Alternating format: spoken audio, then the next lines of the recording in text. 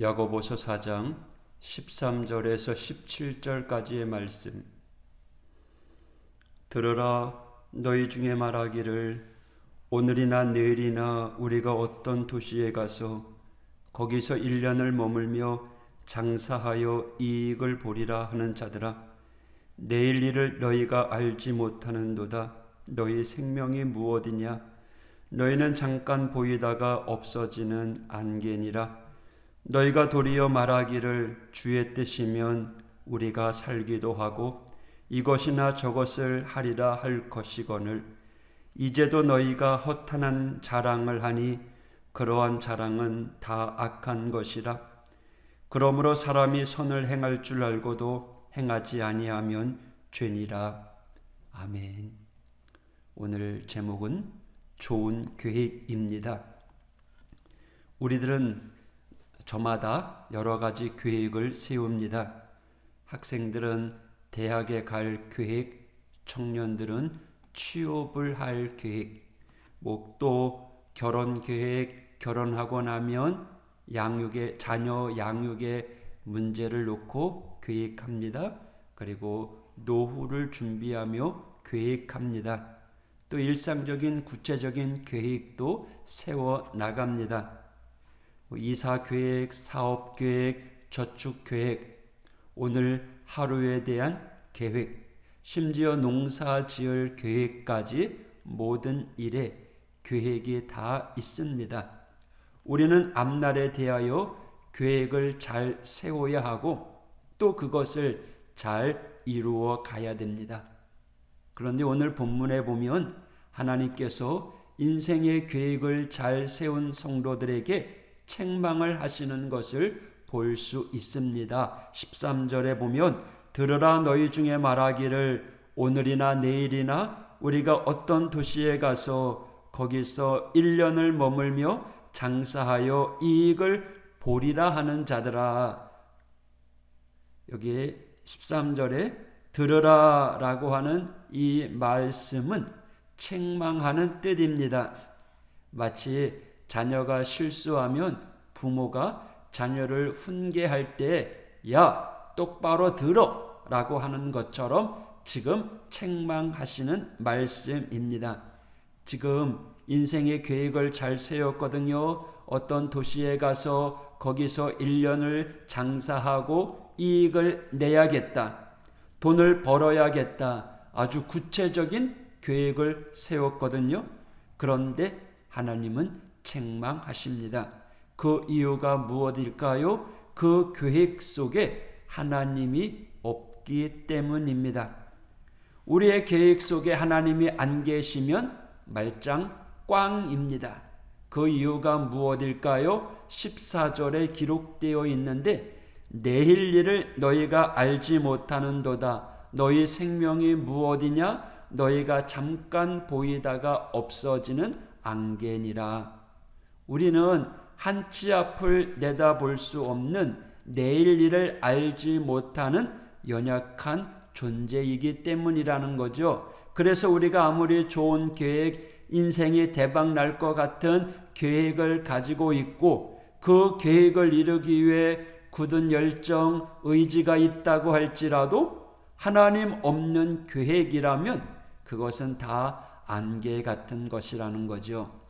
그러니 우리가 인생의 계획 속에서 저와 여러분 하나님을 빼놓지 않기를 원합니다.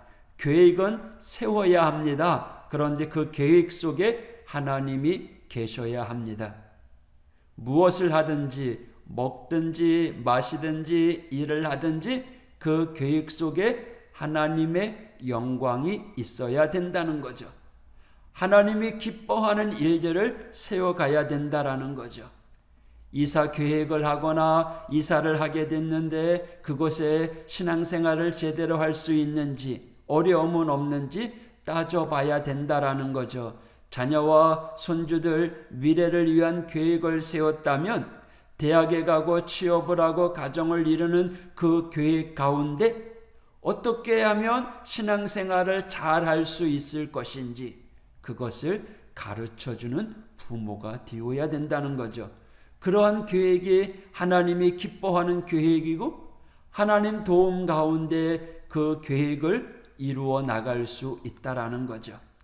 가장 안전한 계획은 하나님이 함께 하시는 계획입니다.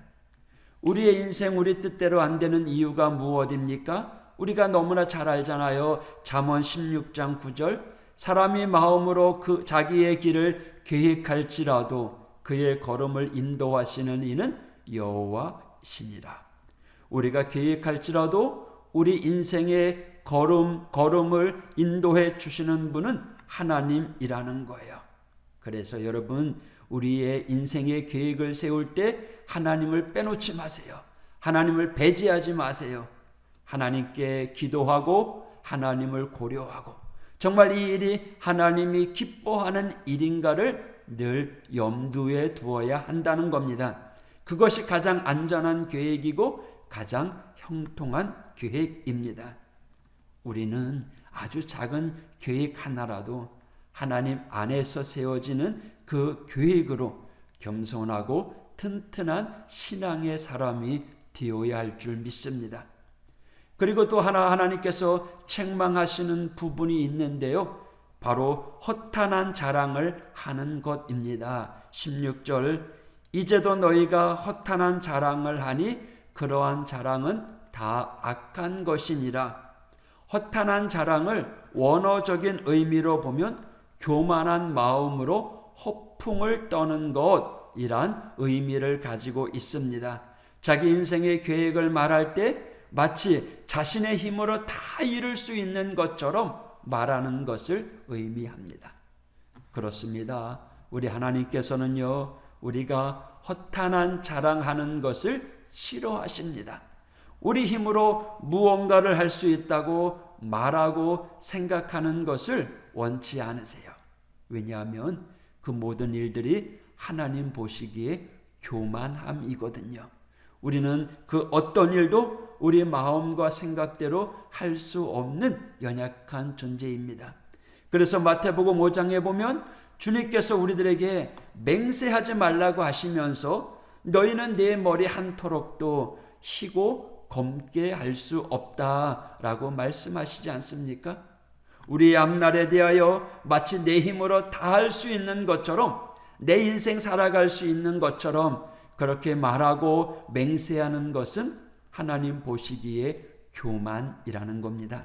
그러면 여러분 우리는 무엇을 자랑해야겠습니까? 나는 부족하지만 나와 함께 하시는 강하신 하나님을 자랑하면 됩니다. 나는 부족하지만 부족함이 없는 하나님을 자랑하면 됩니다. 나는 내 인생을 책임지지 못하지만 우리의 인생을 책임져 주실 그 하나님을 믿고 의지하며 자랑하면 됩니다. 그래서 15절에 말씀하시잖아요. 너희가 도리어 말하기를 주의 뜻이면 우리가 살기도 하고 이것이나 저것을 하리라 할 것이거늘. 이 말씀을요 새번역 성경으로 번역해서 이렇게 이야기합니다. 도리어 여러분은 이렇게 말해야 할 것입니다. 주님께서 원하시면 우리가 살 것이고 또 이런 일이나 저런 일을 할 것이다.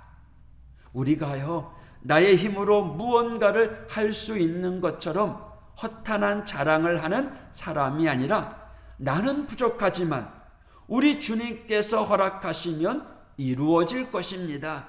할렐루야. 나는 연약하지만 주님께서 도와주시면 길이 열리게 될 것입니다. 하면서 우리 주님을 자랑해야 된다는 거죠. 그래서 우리의 고백은 세상 사람들의 고백과 좀 달라야 합니다. 세상에서는요 적극적이고 긍정적인 사고를 위해서 나는 할 수 있다, 우리는 할 수 있다, 우리는 해낼 수 있다 이렇게 고백하지만 하나님을 믿는 믿음의 성도들은 여기에 플러스 돼야 될 게 있어요. 나는 할 수 있다. 왜냐하면 전능하신 하나님이 나와 함께 하시기 때문이다. 나는 할 수 있다. 전능하신 하나님이 나와 함께 하시기 때문에. 우리 자녀는 할 수 있다. 왜냐하면 하나님께서 우리 자녀와 함께 하시기 때문에. 이렇게 함께 하시는 하나님을 선포해야 할 것입니다. 이것이 하나님 보시기에 겸손이고 또 주님을 향한 믿음의 고백입니다. 이처럼 오늘 본문은요, 우리의 인생의 계획 속에 하나님을 빼놓으면 안 된다는 것, 또 우리 힘으로 할 수 있는 그 모든 것이 아니라 하나님이 힘과 능력을 주셔야 우리의 계획을 이룰 수 있음을 가르쳐주고 있다는 사실을 기억하시기 바랍니다. 사랑하는 하오교회 성도 여러분, 하나님께서 도와주시면 우리는 무엇이든지 이룰 수 있습니다. 할 수 있습니다. 그래서 우리가 하나님을 믿고 의지하는 겁니다. 여러분, 하나님을 믿고 의지하십시오. 실제로 우리 하나님께서 도와주십니다. 우리 성도들 교만하지 아니하고 허탄한 자랑하지 아니하고 오늘도 주님의 마음, 겸손한 마음으로 오늘도 믿음의 확신을 가지고 우리의 하루를 시작하시기를 바랍니다. 또 이 한 주간도 전능하신 하나님께서 우리를 붙잡아 주시고 인도해 주실 것입니다. 오늘도 믿음의 씨앗을 심고 믿음의 말을 하여 풍성한 하나님의 축복의 열매를 거두는 이 하루가 되시기를 축복합니다. 기도하겠습니다. 하나님 아버지, 감사합니다. 우리가 세운 모든 계획들 가운데 하나님이 빠지면 우리는 아무것도 할 수 없습니다. 주님, 우리와 함께하여 주시고 우리의 길을 인도하여 주시옵소서. 오늘도 믿음의 확신을 가지고 담대하게 살아가게 하여 주시고 믿음의 확신 가운데 승리의 열매를 맺어가는 하나님의 사람들 되게 하여 주옵소서. 전능하신 하나님, 이 한 주간도 승리케 하여 주옵소서. 예수님 이름으로 기도했습니다. 아멘.